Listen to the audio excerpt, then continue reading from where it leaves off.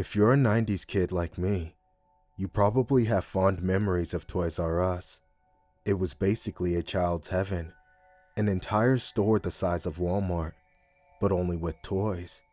Infinite rows of Pokemon cards, Lisa Frank, Game Boys, Super Soakers, Tamagotchis, everything. Every time my sister and I went, it would be an exercise in manipulation. How much could we persuade our parents to buy for us? Because if they'd let us, we'd buy out the whole store. When I heard that Toys R Us went bankrupt, I found myself sadly nostalgic. One by one, the stores disappeared. The ones around where I live met the same fate as the Kmarts before them.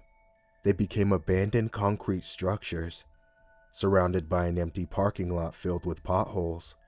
And like the Kmarts, it seemed like they could never find a store the right size or style to lease the space. I saw a Spirit Halloween in one once, but it stood empty for years before eventually getting torn down.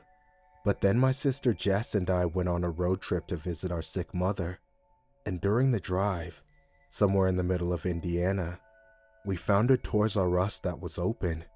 I couldn't believe my eyes. We'd gotten lost trying to find our way back to the highway after stopping for fast food. We found ourselves in an empty parking lot, surrounded on two sides by a thick forest of pine trees. But in the center was a large building with the colorful letters, Toys R Us. "Oh my gosh," Jess gasped. "I thought they all closed." But the store was clearly open. The lights shone brightly from the inside, showing rows and rows of toys through the large windows. I slowed to a stop. "Can we go in?" I asked Jess. "For old time's sake, let's do it." I pulled into a parking space, and the two of us approached. I had to admit, I was pretty excited. What is it about hitting your early 30s that seems to punch up the nostalgia in your brain? It's like some weird defense mechanism, like your brain knows it's not so young anymore, and it's desperately trying to cling on to the past. Maybe we also yearn for a time before smartphones and social media, when the highest tech thing was a 3-inch LCD screen showing Pokemon. I don't know. By the time we reached the glass doors, my body was thrumming with excitement. For a second, I thought they might not open, but with a quiet whoosh, they did. We stepped inside, and for a second, we just stared. Colorful aisles of toys, as far as the eye could see. Paradise for a kid. A trip down memory lane for the rest of us. But then I took a closer look, and I realized there wasn't any Minecraft or Paw Patrol, or any newfangled stuff. There was a display for Pokemon, featuring Pikachu and the original 3 starters. Not the weird-ass new ones nobody likes. There was a display of Super Soakers and Nerf guns, front and center. It felt like stepping back in time. And then it hit me. What was really going on here? Someone must have decided to snatch up a business opportunity. They weren't selling toys. They were selling nostalgia. Someone had opened up a store and called it Toys R Us, not caring about copyright infringement, and filled it with 90s and 2000s toys. They must be packed when it isn't almost 10 at night. Wait, why was a toy store opened almost 10 at night? "Welcome to Toys R Us," a voice called out from behind me. I turned to see the store's only cashier, a woman in her late teens or early 20s, very pretty, with dark hair in a bun and strands falling around her face. She was wearing one of those choker necklaces that were so popular years ago, giving off a little bit of a goth vibe. "Hi," I called out, giving her a big grin. I was about to ask her if they had any Lisa Frank stuff. I loved that stuff as a kid, but Jess broke me from my thoughts.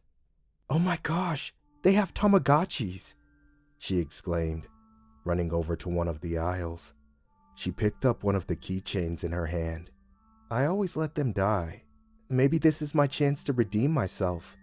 "You'll just let it die again," I laughed. "You can't even keep your plants alive." She stuck out her tongue at me. I walked over to the Pokemon display, picking up a booster pack of cards. This looks like one of the original ones. Don't these go for like $300? Oh my gosh, Jess said, but the price tag just said $7.99. There were only 2 left, so Jess and I each grabbed one, and then we continued deeper into the store. Do you remember when Mom went to every store like a madman, looking for that stuffed Vulpix? I asked.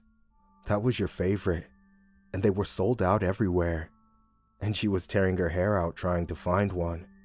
I remember, Jess replied as we walked down the aisle. She really didn't have to do that, but you were so happy. I remember the grin on your face. You wouldn't let that thing go for weeks. As we walked, the fluorescent lights buzzed softly overhead. The air was warm and damp. I could feel myself starting to sweat. I found myself picking up the pace, walking faster towards the end of the aisle. Couldn't really tell you why. Just a feeling, I guess. Do you want to get anything else? Jess asked. I'd love to snag one of those Lisa Frank notebooks, honestly. The one with the unicorn on it. What was his name? Charlie? She shrugged. Lisa Frank was your thing, not mine. That was the one thing I hated about being an adult. How you were expected to take the color out of everything in your life. And I don't mean that as a metaphor. Everyone wears beige and gray now. Houses are all white and black, sterile and desaturated. Why is it wrong for every 30-year-old to have a rainbow unicorn notebook? I mean, not for professional meetings, sure, but at home? Society won't frown upon social media or porn or vaping, but they'll look at you differently the second they see your childish unicorn notebook. Fuck it. I was getting that notebook, and it would live on my desk proudly. We made it to the end of the aisle. I looked both ways. The back wall seemed to stretch forever in either direction. The store seemed a lot bigger now that we were inside of it. Which way? Jess shrugged. I have no idea. I glanced over the back wall. Boxes upon boxes of puzzles and games were stacked on each other, like mousetrap and chutes and ladders. I glanced down the aisles, and then I saw a glimpse of the familiar. Rainbowy colors peeking out of an aisle several aisles down. Lisa Frank's over there, I said, but Jess was already walking in the opposite direction, towards a display on Furbies. A shudder went through me. I hated those things. I'll catch up with you in a second, I said, starting towards Lisa Frank. I speed walked along the back wall, towards the colorful aisle that was calling to me like a chorus of angels. That old childlike excitement swelled through me as I got closer. I couldn't believe how excited I was. I'm an adult, damn it. But that's the power of nostalgia, I guess. When I got there, however, I stopped dead. There were notebooks and folders and plushies, all right. Except, there was something horribly wrong with them. In front of me, there was a notebook featuring the familiar Lisa Frank yellow Labradors. But their eyes weren't brown. They were pure white, with just a single dot in each eye for the pupil, and their mouths were open to reveal multiple rows of razor-sharp teeth, and the unicorn notebook I so desired. Its rainbow horn was covered in bright red liquid, as if it had just gored someone. What the fuck? How are they selling this to children? I grabbed one of the rainbow leopard plushies off the shelves. One of its eyes was missing, replaced with a single white button. It reminded me of the mascots from Five Nights at Freddy's. Deteriorated, damaged, taken over by something else entirely. I ran out of the aisle and down the back wall again, calling for Jess. As I did, though, I saw the games more clearly. The mousetrap game showed a real-life mouse getting decapitated as kids watched, their mouths open with laughter. There was a game called Stab Your Dad, which showed a hand being pierced by dozens of tiny needles, and a variant of Operation, which showed a drawing of children cutting into a real corpse. I broke into a sprint and finally found Jess, holding a gray Furby. We've got to get out of here, I panted. I know. She held out the Furby to me. And now I heard its little voice, repeating the same 3 words over and over. I'm watching you. I'm watching you. She tossed it back on the shelf and the 2 of us hurried towards the exit, not breaking into a run in case that prompted the cashier to chase us. But as soon as we left the aisle, the air shifted. Something felt different.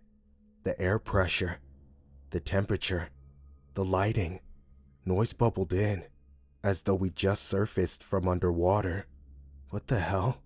Sunlight streamed through the windows. The store was packed. Women in jeans and windbreakers chased after little kids toddling through the store. Laughter and squeals of delight filled the aisles. Jess turned to me, mouth hanging open. You can go back, if you'd like. I wheeled around to see the goth girl from earlier standing behind us. Right behind us. What do you mean?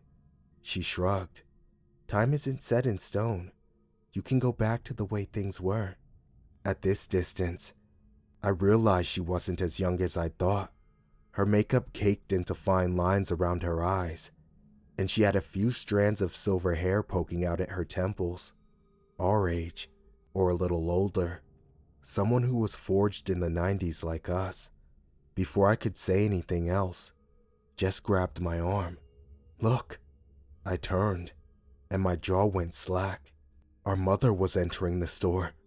Purple windbreaker, chin-length blonde hair in a neat bob, and in tow, a little girl with dark wavy hair, and another, even littler girl, with blonde hair like Mom. That's us, I whispered. We stared, paralyzed, as the child versions of us stopped at the Pokemon display. Our mom leaned over and told us something, and we giggled. This can't be real. So are you going to join them? The woman behind us asked. For a second, with every fiber of my being, I wanted to go. What I wouldn't give to go back there, 30 years ago, before everything happened, before the disasters of our time, before 9/11, before COVID, before wars and genocides, before social media and smartphones and ads took over everything. I knew how horrible this world could be. Before I realized, life was less like a walk in the park and more like a climb up a mountain, blood, sweat, and tears. Before I knew evil, before I knew true pain, before I knew anything at all, and, most important of all, before Mom got sick. I stared into the Toys R Us, at the golden sunlight and the happy faces, and all I could think of was taking a step forward. Then Mom turned around, and I stopped dead in my tracks. Her face was all wrong. Her eyes were 2 empty sockets, 2 black pits staring out at us. Her mouth was twisted in a horrible smile. It was only for the tiniest instant, but I saw it, clear as day. That's not Mom. When I turned around, however, I saw something far more terrifying. Jess was taking a step forward. No! I lurched forward and wrapped my arms around her waist. I pulled her back. We both stumbled, nearly losing our balance. Jess was crying, clawing at my arms. I need to go, she whimpered. I need to see Mom. Then I pulled her to her feet, holding her back with all my strength. Everyone in the store was looking at us, each and every one of those horrible empty eye sockets. Run! I shouted. We turned around, pushing past the goth woman, sprinting down the aisle. My lungs burned, but I kept pushing forward. We turned the corner at the back wall and kept running. I don't know exactly how long we ran for, but somehow we found ourselves at the front of the store again. It had reverted back to normal. We ran through the glass doors and burst into the parking lot, taking in lungfuls of the cool night air. Then we leapt into the car and peeled away. Jess could barely form words. Neither could I. You saw it all, right? She finally asked. Mom? Us?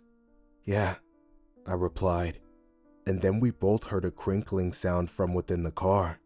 Jess scowled. and reached back and pulled something out of her butt pocket. "Oh no," she muttered.